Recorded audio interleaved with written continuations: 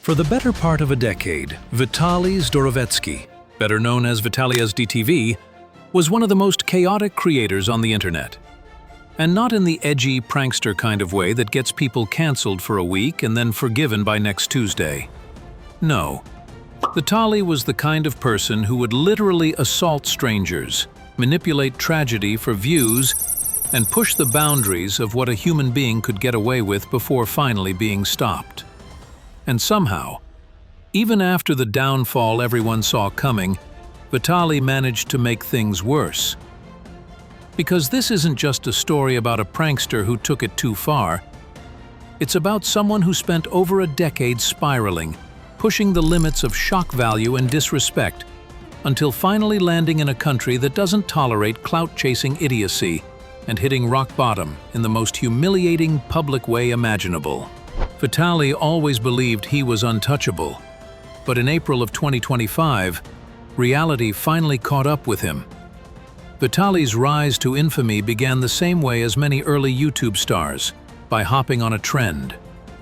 In the early 2010s, prank videos were exploding, and Vitaly was perfectly positioned to ride that wave with one of the most tasteless viral videos of the era, the Miami zombie prank.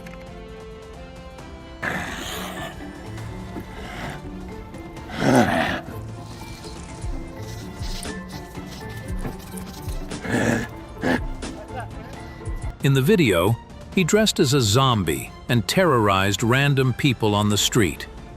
But what pushed the video to over 30 million views wasn't just the shock value, it was timing. Just days earlier, a horrific attack had taken place in Miami, where a man had his face literally eaten during a drug-induced assault. The real-life incident made national headlines, and Vitaly used it as a springboard for viral fame. And this set the tone for the rest of his career. Vitaly didn't just make prank content, he made content that exploited pain, fear, and public tragedy, and wore it like a badge of honor. It was a career built not on creativity, but on the ability to ignore basic human decency. As his following grew, so did the stunts. He faked murder pranks, harassed strangers, and ran shirtless through stadiums during the World Cup. In one particularly infamous moment, he climbed the Great Pyramids in Egypt and filmed himself declaring peace and love, right before being arrested. But every arrest, every controversy, only made him more confident. Because time and time again, he walked away unscathed. And with millions of subscribers, sponsors, and a movie deal to his name, Vitaly started to believe he could get away with anything. But that illusion came crashing down in 2020. It started with a 911 call. A woman had been assaulted while jogging in Miami. The attacker? Vitaly. According to police records, he had consumed a large amount of mushrooms, experienced vivid hallucinations, and violently tackled and beat the woman without provocation. The injuries she sustained were so graphic, they couldn't be shown on TV. And for the first time in his career, Vitaly was facing something more than just public outrage. He was facing real consequences. The incident sparked immediate backlash. Fans abandoned him. Sponsors pulled out. YouTube demonetized his content. The woman filed a lawsuit. And just like that, Vitaly's entire empire began to collapse. But instead of rebuilding or reflecting, he spiraled further. In a desperate attempt to stay relevant, he tried promoting his adult site via a skydiving stunt. But once again, Vitaly didn't plan properly. His parachute failed to deploy correctly, and he nearly died. With a lawsuit pending, a shattered body, and no source of income, Vitaly disappeared for 2 years. What's good, people? I wanted to do this video for a long time, but I simply wasn't ready. And I wanted to let you know what I've been going through in my life for the last 2 years and why I stopped uploading videos. I want to be real with you. I simply stopped uploading videos because I got burnt out. Before I had fun, and then it became a business and a job. And I was hanging around wrong people. The fame got to my head. I started abusing drugs and alcohol, traveling the world with beautiful women. You think it's all cool, but at the end, I wasn't really happy. Because of drugs and alcohol, I got into serious legal trouble. A legal trouble that I'll remember, regret, and have to live with for the rest of my life. When he finally reappeared, it wasn't with humility or a heartfelt apology. It was with a Facebook video full of vague regret, blaming burnout, fame, and drugs, without ever mentioning the woman he assaulted. It was the kind of hollow redemption arc we've all seen before. But this wasn't about redemption. It was about money. He admitted it himself. He wanted to make content again, not because he had something to say, but because he was broke. By 2023, Vitaly resurfaced on Kick, and predictably, he returned to his roots, harassing people in the name of entertainment.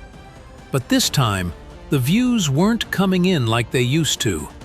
So he shifted again. Now he was a predator catcher. Teaming up with other streamers like Aiden Ross, Vitaly began confronting alleged predators in Sting-style live streams. And while the concept was justifiable on paper, Vitaly handled it like everything else he's ever touched, with zero care for legality, safety, or ethics. Suspects were berated, humiliated, and physically intimidated on camera, but very few were arrested, and even fewer were ever convicted. Worse, while claiming to bring justice, Vitaly shamelessly promoted gambling sites throughout the streams. One minute he was forcing a man to kiss his feet. The next, Choose right now. Oh boy, okay? Pick a mine, pick a mine. Click anywhere on the screen. You better fucking click it right. Good boy. I give you one more chance. Pick a mine. It better be green. It better be green. It better be green. Whoo, my boy's making me bread. One more mine. Uno más. Uno más. Should I give him another try? He's making us beg. Good boy. Good boy. he was making viewers pick gambling tiles on stream for cash. It was never about justice. It was about attention. And eventually, Kick banned him. Temporarily. After that, Vitaly did what he always does. He pivoted to a new hustle. This time it was IRL travel streams. But instead of helping locals or sharing cultures, Vitaly traveled to the Philippines and immediately resumed his old behavior. He sexually harassed strangers on stream, stole from street vendors, mocked people's religion and culture, and in one of the most disturbing moments of his career, suggested he wanted to eat someone's pet dog. But this wasn't Egypt. This wasn't a slap on the wrist. The Philippine government brought him on national television. He was formally charged with multiple crimes: attempted theft, harassment, unjust vexation. And unlike the US, these charges carry serious weight.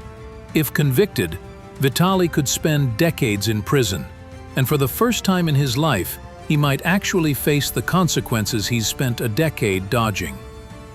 What's tragic about Vitaly's story isn't just the damage he's done to others. It's that even when given chance after chance to grow up, to pivot, to change, he never did. He always saw consequences as temporary. He saw people as props. And he saw controversy as currency. But the currency ran out. And now, behind bars in a foreign country, with no audience left to perform for, Vitaly's finally learning what happens when the views stop coming in and the world stops laughing. Whether he learns from this is up to him. But if his past is any indicator, we already know how this story ends.